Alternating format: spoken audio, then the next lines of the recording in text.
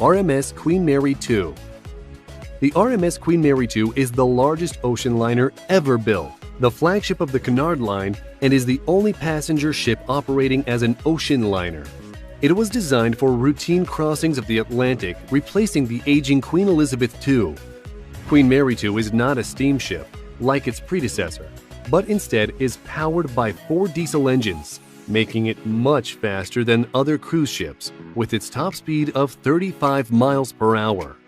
Some of Queen Mary II's facilities include 15 restaurants and bars, 5 swimming pools, 2 of which are outdoors, a casino, a ballroom, a theater, and the first ever planetarium at sea. The ship's promenade is protected by a large screen which allows passengers to completely circumnavigate the deck while being protected from the high winds. A 2,030-foot stroll. Seawise Giant. Built in 1979 in Japan, the Seawise Giant was the longest ship ever built, prior to its decommission in 2009. It was longer than the height of many of the world's tallest buildings, including the Empire State Building in New York and the Petronas Towers in Kuala Lumpur, at about 1,500 feet long. The vessel had been bought and sold and repurposed several times during its long lifetime. As a result, it had been known by no less than 5 different names: Seawise Giant, Happy Giant, Yare Viking, Knock Nevis, and Mont. The Seawise Giant was built by Sumitomo Heavy Industries Limited at their shipyard in Japan. About 10 years later, during an Air Force attack in the Persian Gulf during the Iran-Iraq War, the ship was severely damaged from oil fires, and it sank.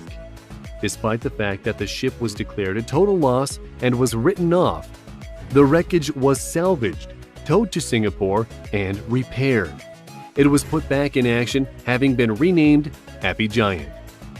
In 1991, the ship was bought by the Norwegian shipowner Jorgen Yare. He paid $39 million for it and renamed it Yare Viking. From 1991 to 2004, it operated under Norwegian control before it headed back to the Persian Gulf, after being purchased yet again. There it was renamed Knock Nevis and became a permanently docked storage tanker. Knock Nevis was sold once more, and its new owners reflagged the vessel to Sierra Leone. It was renamed Mont and embarked on its final voyage to India in 2009, where it was intentionally beached and scrapped. The 36-ton anchor was saved and sent to the Hong Kong Maritime Museum for exhibition. TI-class supertankers. The largest oil tankers currently operating are the TI-class supertankers built in 2002. TI refers to Tankers International. These vessels are the largest of the oil tanker category, called ULCC, ultra-large crude carriers, and they're worth a cool $120 million. In 2002, 4 of these massive tankers were built by the Daewoo Shipbuilding and Marine Engineering Company in South Korea. They were originally named the Hellespont Alhambra, Hellespont Fairfax, Hellespont Metropolis, and Hellespont Terra. They were about 1,200 feet long, just shy of the size of the Seawise Giant. In 2004, Overseas Shipholding Group bought 2 of them, Hellespont Fairfax and Hellespont Terra, and renamed them TI Oceania and TI Africa, respectively. They were both headed to the South Pacific, where they were flagged for the 2 Marshall Islands.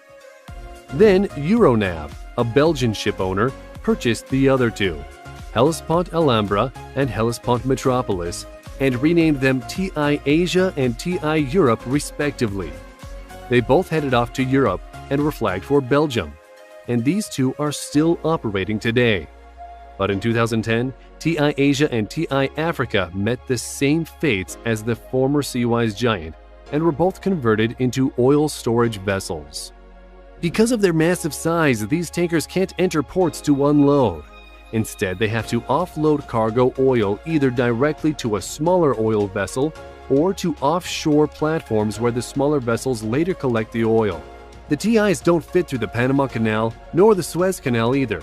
Their journeys are typically very long, since they're not exactly built for speed, and they're usually at sea for more than 2 months at a time. Maersk Triple E Class. The Maersk container ships are a common sight for anyone who lives near or travels by a port. The Maersk Triple E Class was the world's largest version of a container ship at the time it was built in 2011. Triple E in Triple E Class stands for economy of scale, energy efficient, and environmentally improved. When you see a Maersk container ship and its giant familiar logo, you'll also see piles of containers upon piles of containers.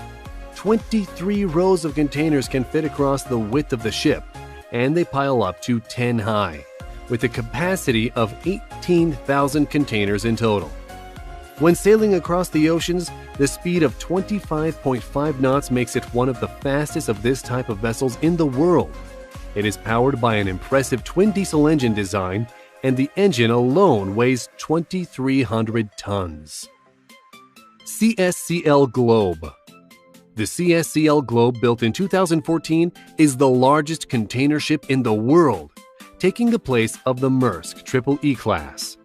The CSCL Globe is the first of 5 identical container ships to be built at the Hyundai Heavy Industries shipyard in Ulsan, South Korea. These are the biggest container ships in the world. The CSCL Globe is 1,200 feet long, 200 feet wide, with a depth of 100 feet. The large container ship is equivalent to the size of 4 football fields. It has a dead weight of 184,605 tons and a cargo handling capacity of 187,541 tons. That means it can hold 19,120-foot containers, for 1,000 more than the Maersk Triple E Class. The vessel's propulsion system includes the biggest engine ever built, a state-of-the-art 2-stroke engine built at HHI's Engine Building Division. It can generate 69,720 kilowatts of power at 84 rotations per minute. The Oasis of the Seas. This giant luxury cruise ship is part of the Royal Caribbean Fleet. It is one of the biggest cruise ships in the world, at a close 1,200 feet long, 215 feet wide, weighing in at more than 225,000 tons. Cruisegoers will find 18 decks and will use the ship's 24 elevators to get around. The ship can accommodate almost 7,000 guests in 2,742 staterooms, and the crew totals 2,100 people. The ship has so much to offer its guests that there is no reason for them to even disembark at a destination. The ship itself is the vacation. It's basically a floating island. The attractions include a foliage-filled Central Park, 2 rock-climbing walls, 6 whirlpools, and 4 swimming pools, including the impressive Aqua Theater Pool, which is 18 feet deep and is one of the largest pools at sea. There's even an ice skating rink, a sports court, several spas and fitness centers, and movie theaters. And if you're bored, you can surf in one of the 2 Flowrider surf simulators.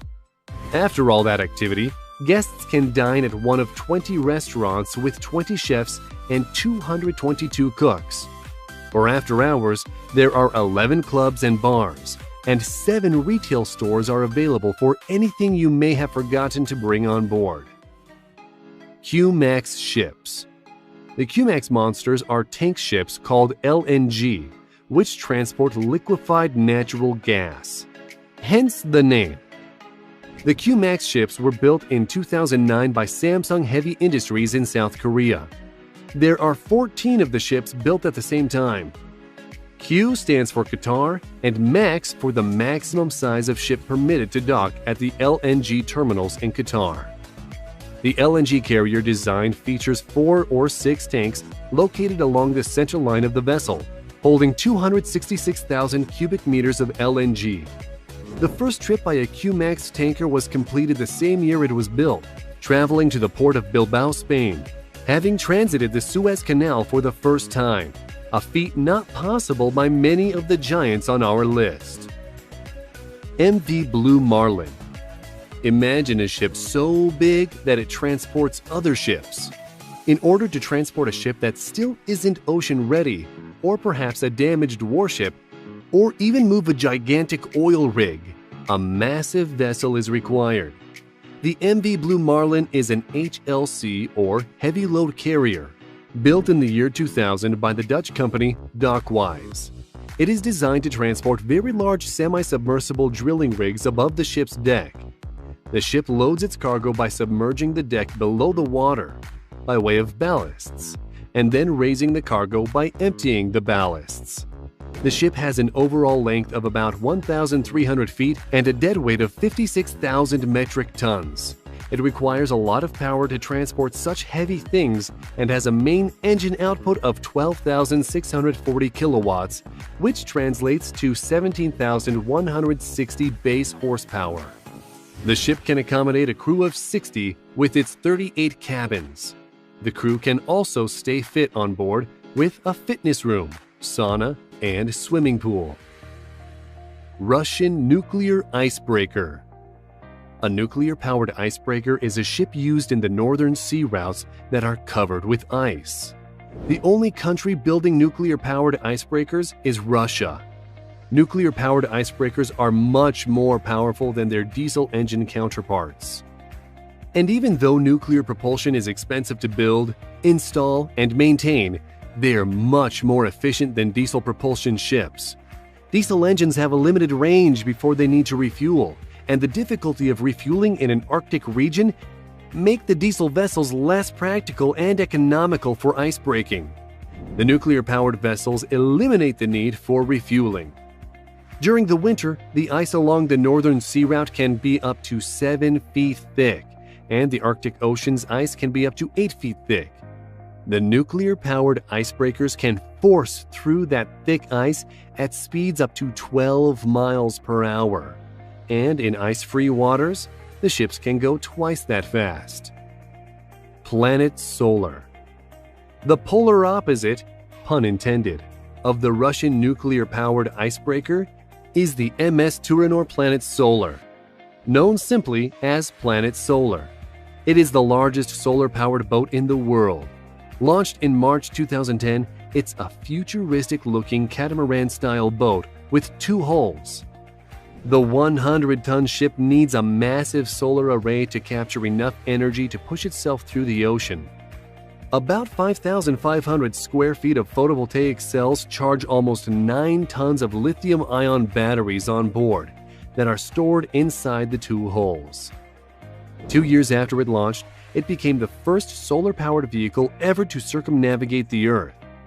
The aim of the stunt was to focus on public awareness of the importance of renewable energies for environmental protection for the future. We hope you enjoyed this video, and we want to know which is your favorite of these giant vessels. Let us know in the comments.